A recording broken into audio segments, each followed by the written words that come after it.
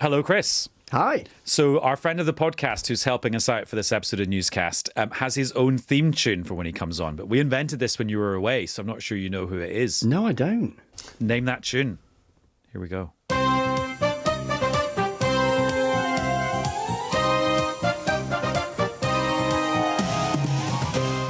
Do you recognise that TV show theme? I sort of do, but I'm struggling to place it. We're talking 80s, 90s? Afternoons, noughties, green peppers, red tomatoes. Cooking show? Yeah. Yeah. A well-known instruction. Ready, Steady, Cook? Yes, because BBC Scotland editor James Cook is here. Hello, James. Very good. Hello, Adam. Very good. With his own theme tune. I don't know who we pay the royalties to for that, but anyway, does that mean we can't afford to have you on very often, James? Anyway, I don't know. Anyway, James, we will be talking to you because the election very much has been in Scotland the last few days, so we'll talk about the implications of that. But just before we do, one of the other big things that's happening is Parliament is frantically getting through business in this process called Wash Up. One of the things they had to do was to pass the legislation that allows pubs to stay open late for the Euros. Yes, that is still how Britain operates in 2024, which means we got the Conservative peer, who's the minister responsible for this, Lord Sharp, using some quite unparliamentary language to explain what was happening. As the noble Lord Coker said, much of the business of the Home Office is difficult. So it gives me particular pleasure that my last outing basically enables people to get properly on the lash. My lords, please drink responsibly. Not the sort of language you get in Parliament very often. But the good thing about Parliament is that everything is recorded in minute detail in this thing called Hansard. And you can now search for that by keyword. So I've got the Hansard website up going back to 1980. And I thought we could do a little game to see other words for drunk, how often they've been mentioned in Parliament. That's a good idea. So, James, do you want to give me one? Bluterd. Oh, I wondered if you were going to say that. Good Scottish word for drunk. Right, it's just searching. How do you spell that? BLOOTERED, I say. great. I don't know. That's how I've spelt it. Also, this is good filling while the thing's for one time. Oh, well, let's guess back who that was. March the 28th, 2019, in a debate about beer taxation and pubs. 2019. Do you want to guess who it was? Actually, it's in your patch, James. Mary Black. No, it was Jamie Stone, Liberal okay. Democrat MP, as was then for Caithness, Sutherland and Easter Ross. Chris, what are you going to say? Let's go for tipsy. A very Chris Mason word for drunk. Oh, 12 times. Well, I thought it'd be more since than that. 1980, including Ed Balls in June 2014, where he talks about the then Education Secretary perhaps being tipsy when he'd done an interview in the Times. Ooh. Anyway, we're going to get on with a very sober episode, although it'll still be fun, of Newscast. Newscast from the BBC.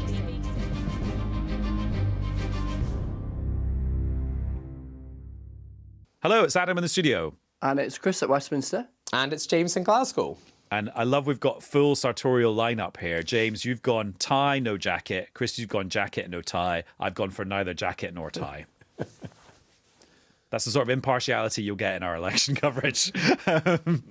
Right, James, the reason we've summoned you today is because actually there's been quite a lot of activity in Scotland for the election the last few days. On the first day of full campaigning, Rishi Sunak made it one of his stops on his whistle-stop tour of the UK. And today, the Labour leader, Keir Starmer, started off his day there. What did you make of what he was saying and what he was doing? Yes, and I think this is a signal, Adam, of things to come, isn't it? Because there's been a lot of discussion about whether in this election in particular, the route to number 10 might run through Scotland, and in particular for Sir Keir, might run along the River Clyde here in Glasgow. The River Clyde, in fact, it is, isn't it? Which side? There, it's over there. It's behind you. If you're watching, if you're not watching, there's a river behind me. And why is that? Well, because, about a decade ago, there was a big shift.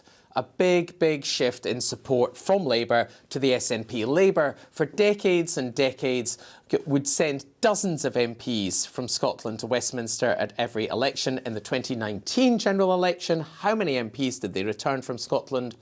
One.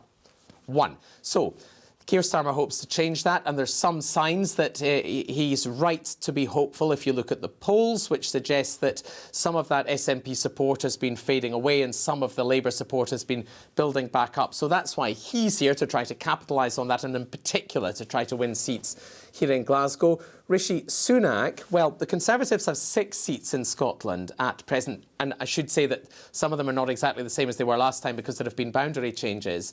But nonetheless, they have 6 seats. And actually, this might be one part of the UK where pollsters suggest that the Tories might not find their support slipping at this election. Obviously, it's not a matter for the pollsters, it's a matter for voters at the end of the day.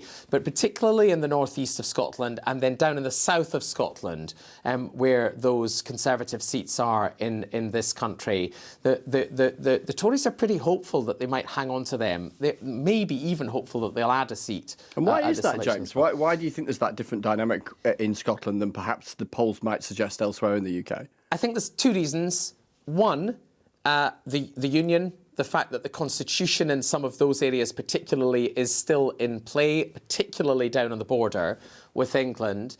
And 2, the issue of oil and gas in the northeast and who is best placed to protect Aberdeen and its status as the oil capital of Europe at the same time as managing the transition towards renewable energy. Now, it's not for me to say whether or not the Tories actually are the authentic voice on either of those matters, but clearly they hope they can be. Other parties disagree, obviously.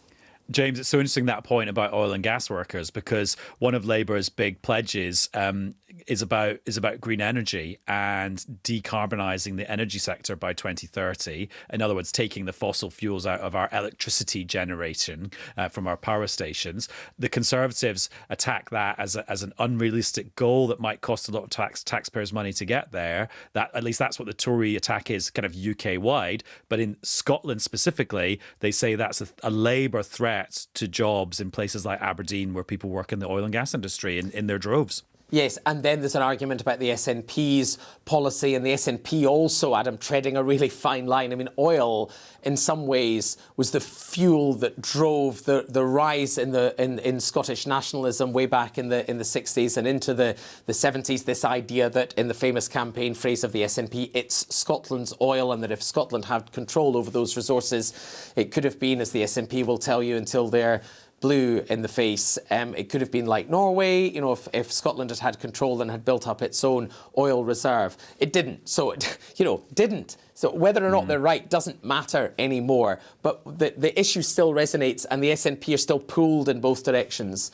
on that subject. And Chris, we got such a good reminder of devolution and where power lies when you were at that Keir Starmer event a few days ago, where he unveiled his 6 first steps of what a Labour government would do to achieve their 5 missions. Forget the confusing numbers, but it got even more confusing because some of those steps apply only in England because the UK government doesn't have the powers to deliver those steps in Scotland. Yeah, absolutely. You know, the nature of a devolved UK now is that many of the levers of domestic political change, should a government seek to change things, if you're sitting in Westminster, those levers will only reach the borders of England, and there will be decisions taken in those policy areas in Edinburgh for Scotland, in Cardiff for Wales, and indeed then in Belfast for Northern Ireland. Not that the powers of those 3 devolved institutions are identical, but yeah, you do get a sense of that all of the time, and you get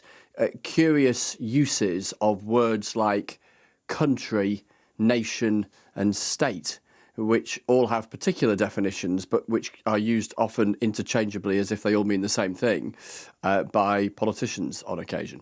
And talking about constitutional affairs, obviously, James, the piece that you wrote about the SNP's election launch in Edinburgh was fascinating from all those important policy things. But the thing I'll really remember is just the bit you wrote at the start saying, oh, this election really took them by surprise, including the SNP press officers who were running around quite a lot to make the event actually happen. Oh my goodness. It was quite chaotic, I must say, because this was in the Grassmarket, which, if anyone is familiar with Edinburgh, is right in the heart of Edinburgh, down underneath the castle, ancient part of the city, or famous old part of the city anyway. And we had so little notice. How little? just over an hour, I think, of the venue. Anyway, it's not really fair to go into the... well, maybe it is fair to go into the details, but I would say before I do that I've had tussles with other press officers from other parties as well. Of course. But on this occasion, I said to them, listen, there's going to be a very long 6 weeks if we get an hour's notice. We've got a lot of resourcing issues, with cameras all over the place. We've got people up in the Highlands covering the Prime Minister. You have to help us out here. And they were running in, as I was saying this, with a yellow lectern, running in past me with a lectern for the event, and then they couldn't sort out the sound in time for the start of it. I mean, I think probably it looked okay in the end when they put it on the telly. But and then is a question, though, as to how ready you are to have everything... they famously have grids, don't they? You, both of you will know more about the grids than I do. Political parties always have grids for campaigns, as I understand it, with days penciled in and ready to activate. So, I mean, maybe the SNP did. I mean, to be fair, they did say to me, it's day one. We didn't know he was going to call an election yesterday. Give us a break. It'll be better. Oh, don't worry. I wasn't using this as an opportunity to diss hard-working press officers of any political party. Just that everyone's been caught on the hop, including at the BBC. Where, I mean, we only just had our newscast election graphics ready to go. That just there and then, luckily. Now, Chris, let's go back to Keir Starmer, because it was interesting just the rhythm of how these days work. Yesterday, it was Rishi Sunak doing all the breakfast news programmes and being answering loads of questions. Today, it was Keir Starmer doing all the breakfast news programmes. But I noticed there was one question that pretty much every programme asked him, and it was along the lines of, who are you really? Because at one point in your career, you said X, and at this point in your career, you're saying Y. And here's how Keir Starmer answered that question when he was chatting to our colleagues on BBC Breakfast. After the damage that's been done to the economy, and having costed cutting tuition fees and having costed bringing down NHS waiting lists, I'm left with a choice, a political choice. I can't do both because the economy has been so badly damaged. I've chosen that we will deal with the waiting lists and put the NHS back on its feet. Chris, give us your review of how Keir Starmer was doing on his morning round, as we call it in the trade. Yeah, I was struck by kind of one word, really, which was kind of caution. That was my word, not his, but just to sort of try and sort of summarise his kind of posture, if you like, in those interviews. So very aware of any kind of hostages to fortune, very aware of not saying anything that would set particular hairs running, trying to explain away that familiar line of questioning, which won't go away in this campaign, which is, look at that list of things you campaigned on when you were running for the Labour leadership, and how come a whole load of them have ended up in a skip?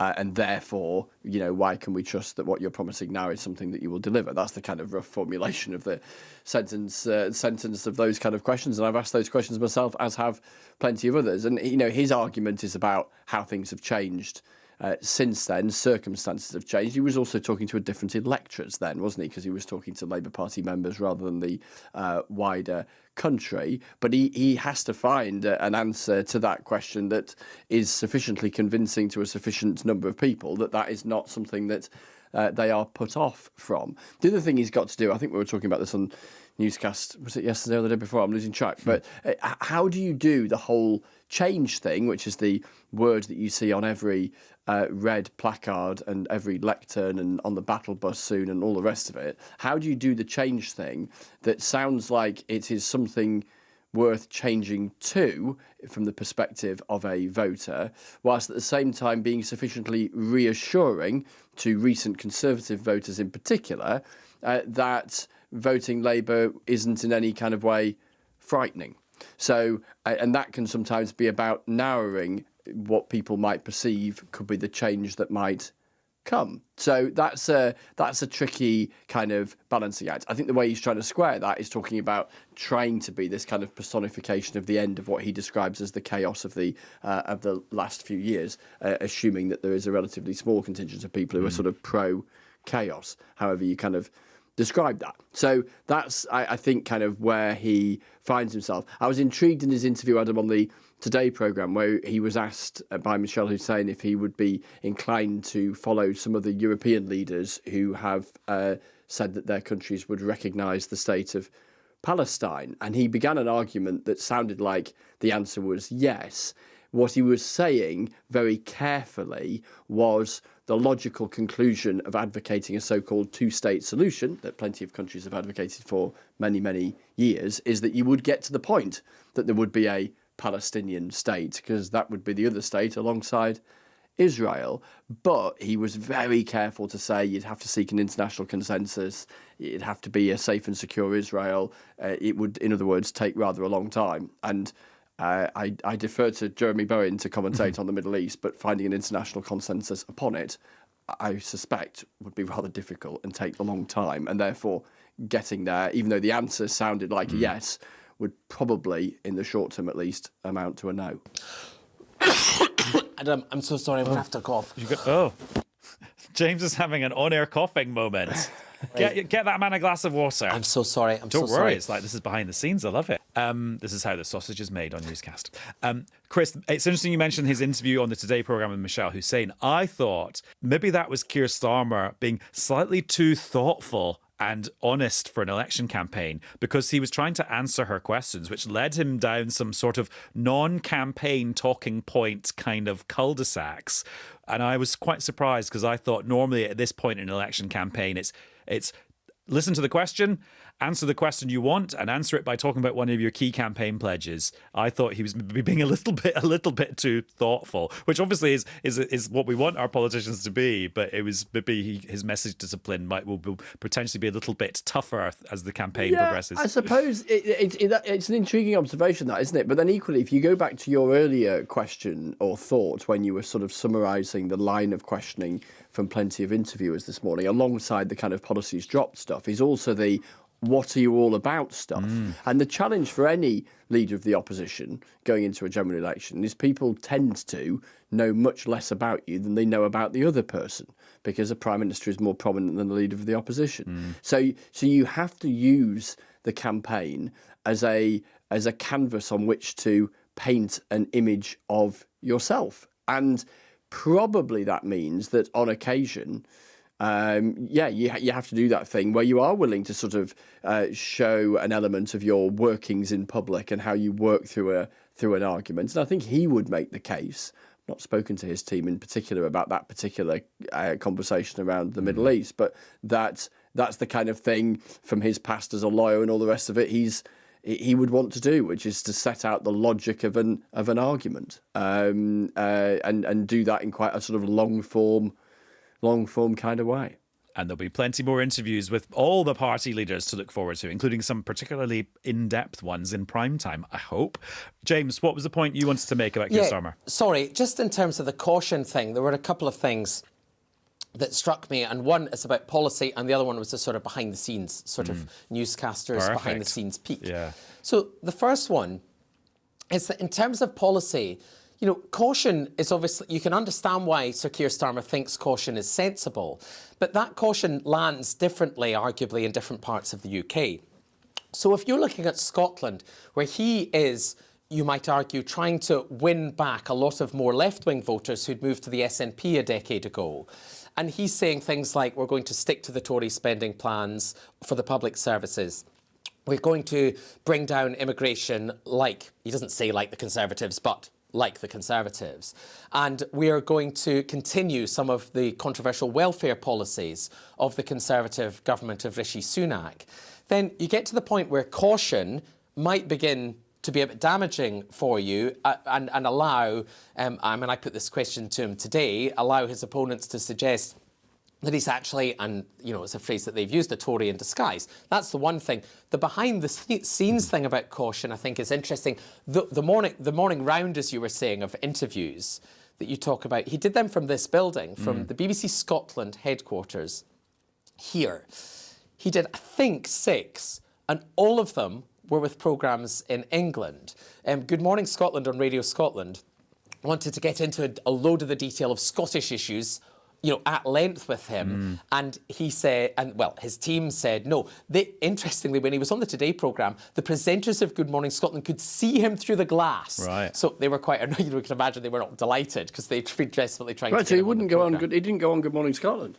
No. Now, Labour, he didn't do any long form Scottish interviews that I know of, stand to be corrected, that Labour say he will at some point during the campaign. But then the newspaper reporters at the event he was at were also, when I did I hesitate to call it an interview, because when I grabbed a quick clip with him at the end, I was told you can have one question. That's not an interview, is it? I mean, I grabbed three, really, but even that's not a proper interview. You know, we all know, we've done this, we know how it works. This is not unique to Labour at all, this attempt to control the message. And then the newspaper reporters, who actually had quite a long time with him in a room, maybe 40, 45 minutes, they were saying, well, that's all very well, but we got one question each as well. It wasn't like anyone could pursue, you know. So it's just quite interesting how these things are controlled. And as I say, that is, you know, all political parties to a certain extent try to do that and to control the message.